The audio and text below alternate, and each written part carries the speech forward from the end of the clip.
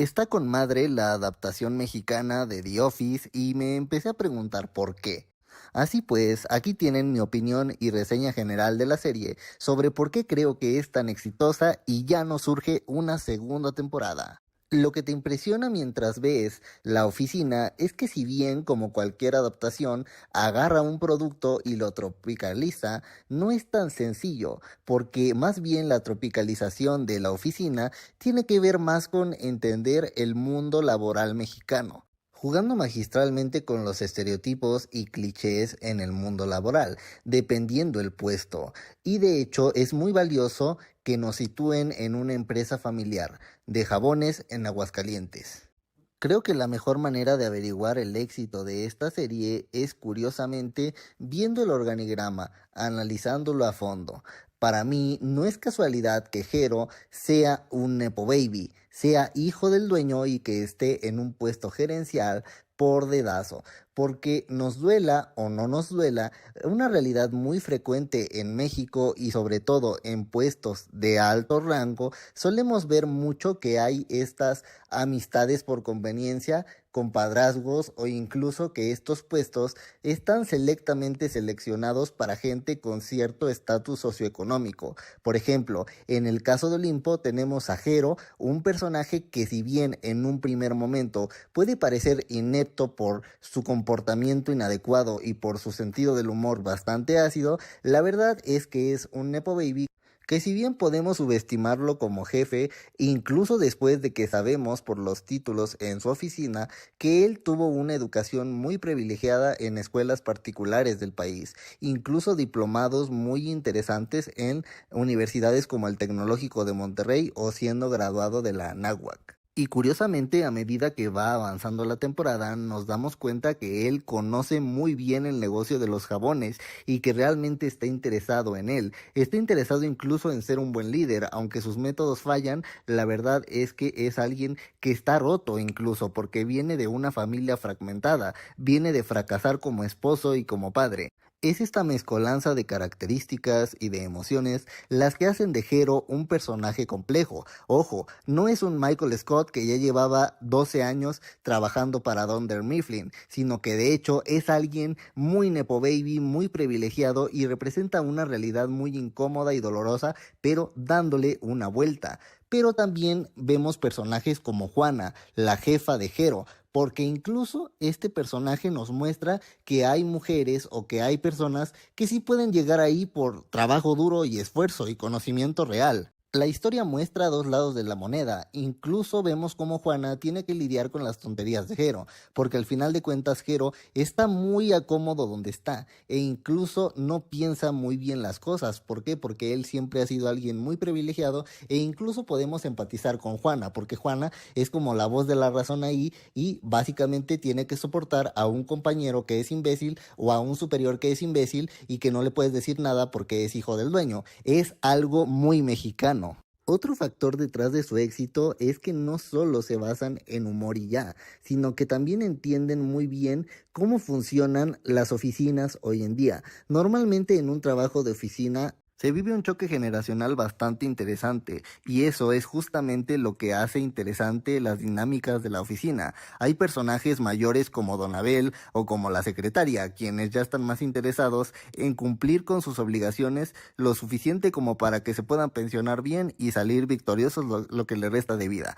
Y tenemos a los millennials, por ejemplo, Sophie o Memo, quienes están interesados sí en el trabajo, pero al final de cuentas tienen otros intereses además de vivir por y para su trabajo. Y tenemos personajes que ya son como un intermedio entre la vieja guardia y la nueva, que están representados por personajes como Anip, por ejemplo, que están muy interesados en cumplir, en ser perfectos, en no fallar a sus jefes, en ganarse su confianza a toda costa y aquí comúnmente se les conoce como lamebotas, porque ellos aspiran a ser el segundo al mando.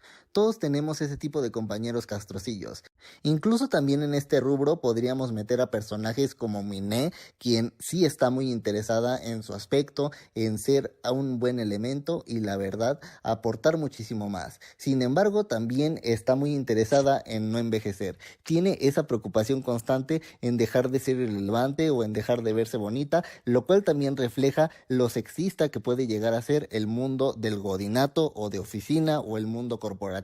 Porque cuando dejas de ser atractiva, eso puede llegar a afectar de manera no positiva tu carrera laboral. Paréntesis. Por cierto, esta serie asumió el gran reto de tratar temas como el sexismo corporativo y el sexismo en la oficina, haciéndolo no solo algo cómico, sino un elemento que sirve para hacernos reflexionar sin tirarnos el panfleto a la cara. Muy interesante la manera en la que el líder, Jero, gestiona las necesidades de sus empleados. A mí en lo personal me encantan personajes como Miné, la fresa del grupo, la que se interesa mucho por su aspecto físico. Creo que Alex Stewart hace un excelente trabajo, es uno de mis personajes favoritos y espero verla más en una segunda temporada. Hay personajes que le aportan algo de sazón extra y algo de mexicanidad al asunto. Por ejemplo, la señora que está obsesionada con la religión y que está como muy obsesionada también en ser políticamente correcta siempre y ser devota, pero que al final de cuentas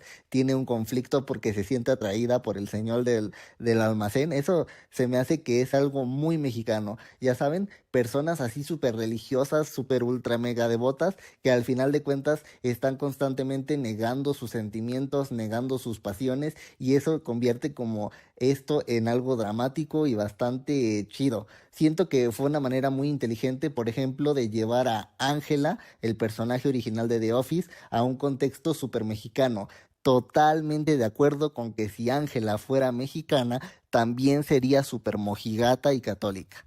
Amo también a la emprendedora de la oficina, Abigail. La neta, ella le aporta mucho realismo porque entiende perfectamente que la economía de los mexicanos en general no está fácil y que necesitamos de más de un solo ingreso para subsistir y sobrevivir en este país actualmente. Y eso pues le da un toque de realismo a alguien que vaya a vender sus cosas. Todos hemos tenido en la oficina alguna compañera que vende Tupperware o vende algún cosmético o zapatos Andrea o alguna de estas cosas.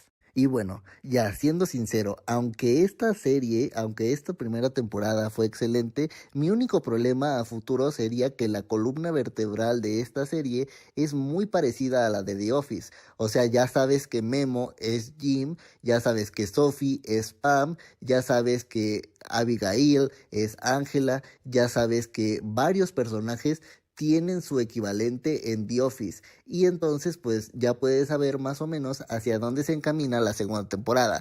Evidentemente con este intento de venta de la sucursal de Olimpo de Aguascalientes, Memo se va a quedar sin absolutamente nada. Va a tener que empezar desde cero con su equipo, probablemente abriendo otra compañía de jabones usando los recursos que ya tiene, obviamente quedándose con el cliente más importante, Don Abel. Algo muy similar a lo que ya vimos en The Office cuando Michael contrata a Pam y a Ryan para que hagan su propia empresa de papel y sus jefes se la terminan comprando y así es como él vuelve a ser gerente regional.